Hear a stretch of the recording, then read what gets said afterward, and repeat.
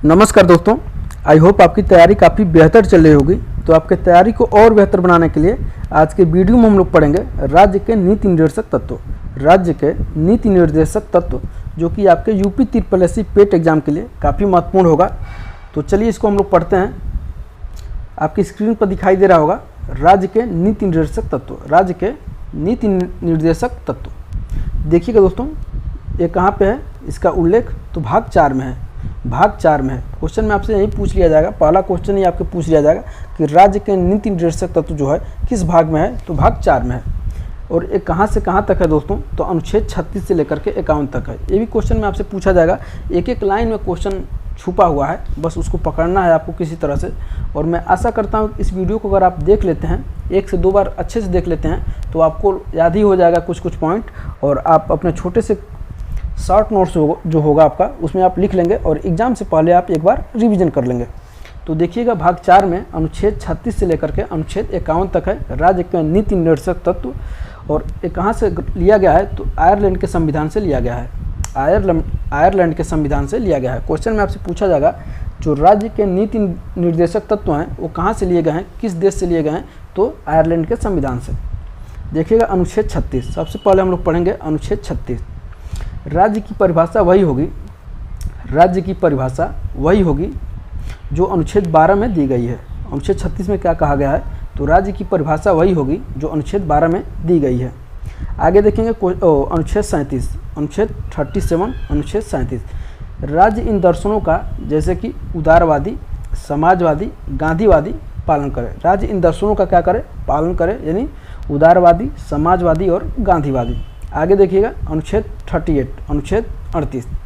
राज्य सामाजिक, आर्थिक तथा राजनैतिक न्याय को, राज्य सामाजिक, आर्थिक तथा राजनैतिक न्याय को सभी संस्थाओं से स्थापित तथा प्रमाणित करे।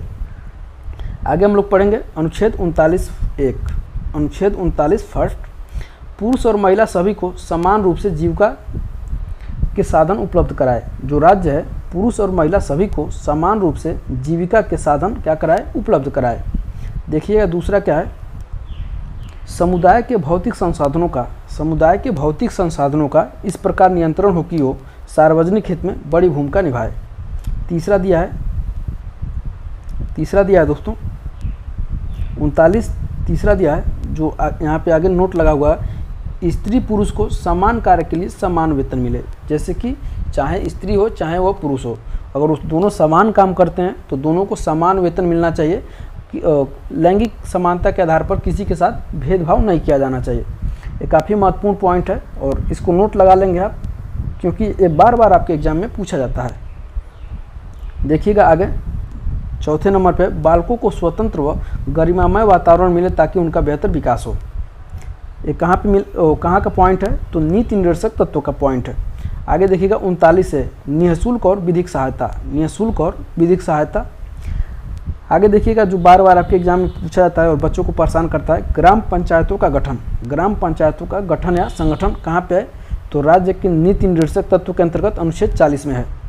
अनुच्छेद 41 देखिएगा, कुछ दशाओं में काम, शिक्षा और लोक सहायता पाने का अधिकार कहाँ पे है, अनुच्छेद 41 में। अनुच्छेद 42 देखिएगा, काम की न्यायसंगत मानवोचित दशाएं प्रदान करना। अनुच्छेद 43 देखिए, कामगारों के लिए निर्वाह मजदूरी, कामगारों के लिए क्या है, निर्वाह मजदूरी है। अनुच्छेद 43 ये देखिएगा, कामगारों को प्रबंधन में भागीदारी बनाना। अनुच्छेद 44 देखिएगा, काफ़ी महत्वपूर्ण होगा आपके एग्जाम के लिए, समान सिविल संहिता। आगे बढ़ेंगे हम लोग अनुच्छेद 45 पे, निःशुल्क व अनिवार्य शिक्षा। निःशुल्क व अनिवार्य शिक्षा 86वें संविधान संशोधन 2002 से 6 वर्ष से कम आयु के बालकों का कहाँ पे बात किया गया है, निःशुल्क और अनिवार्य शिक्षा की कहाँ पे बात की गई है, तो अनुच्छेद 45 में राज्य के नीति निर्देशक तत्व के अंदर।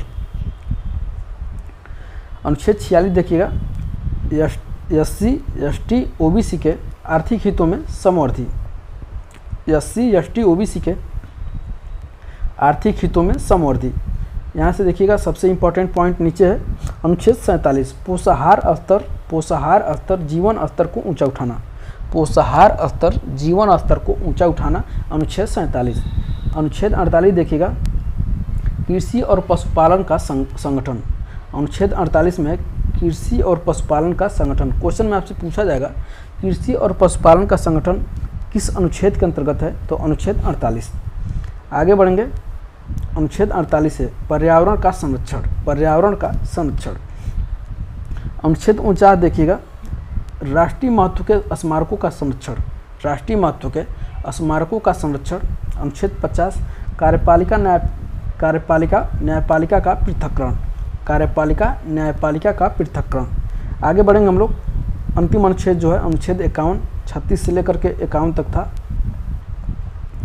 तो अंतर्राष्ट्रीय शांति व सुरक्षा की अभिवृद्धि। अंतर्राष्ट्रीय शांति व सुरक्षा की अभिवृद्धि अनुच्छेद 51। चलिए हम लोग इस टॉपिक से रिलेटेड कुछ क्वेश्चन देख लेते हैं, किस तरह से आपके एग्जाम में क्वेश्चन पूछे जाएंगे इस टॉपिक से।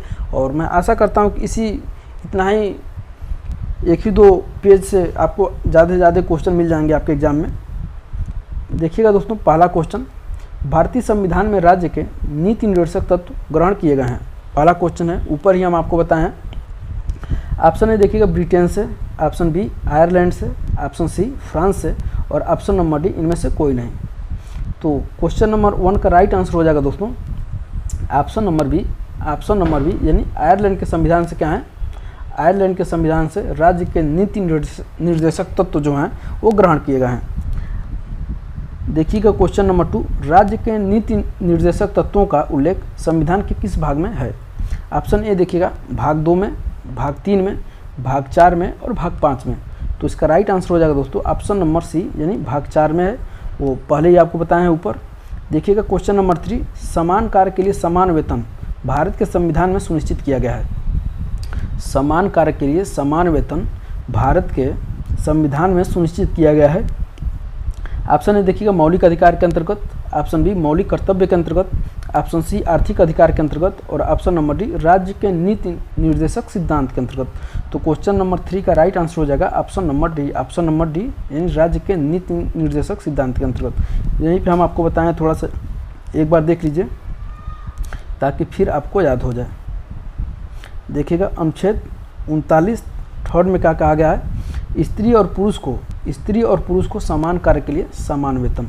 ठीक है दोस्तों, आगे बढ़ेंगे। अनुच्छेद क्वेश्चन नंबर 4 है आपका, कौन सा अनुच्छेद राज्य सरकारों को ग्राम पंचायतों को संगठित करने का निर्देश देता है। कौन सा अनुच्छेद राज्य सरकारों को ग्राम पंचायतों को संगठित करने का निर्देश देता है। ऑप्शन ए देखिएगा अनुच्छेद 32, ऑप्शन बी अनुच्छेद 40, ऑप्शन सी अनुच्छेद 48 और ऑप्शन नंबर डी अनुच्छेद 51। तो क्वेश्चन नंबर 4 का राइट आंसर हो जाएगा दोस्तों ऑप्शन नंबर बी अनुच्छेद 40। एक बार फिर देख लीजिए अनुच्छेद 40 कहाँ पे है, तो अनुच्छेद 40 ये रहा आपका ग्राम पंचायतों का संगठन। ठीक है, अनुच्छेद 32 में कहा है, तो अनुच्छेद 32 संवैधानिक अधिकारों का उपचार है। ठीक है, और 48 देख ही रहे हैं आप, 51 देख ही रहे हैं, शांति से संबंधित है। क्वेश्चन नंबर 5 देखिएगा, संविधान के कौन सा अंश भारत के नागरिकों को आर्थिक न्याय प्रदान करने का संकेत देता है। संविधान के कौन सा अंश भारत के नागरिकों को आर्थिक न्याय प्रदान करने का संकेत देता है। ऑप्शन ए देखिएगा राज्य के नीति निर्देशक सिद्धांत, ऑप्शन बी मौलिक अधिकार, ऑप्शन सी प्रस्तावना और ऑप्शन नंबर डी उपयुक्त सभी। तो क्वेश्चन नंबर 5 का राइट आंसर हो जाएगा दोस्तों ऑप्शन नंबर ए यानी राज्य के नीति निर्देशक सिद्धांत। आगे बढ़ेंगे क्वेश्चन नंबर 6 पे, संविधान का कौन सा भाग कल्याणकारी राज्य का आदर्श घोषित करता है।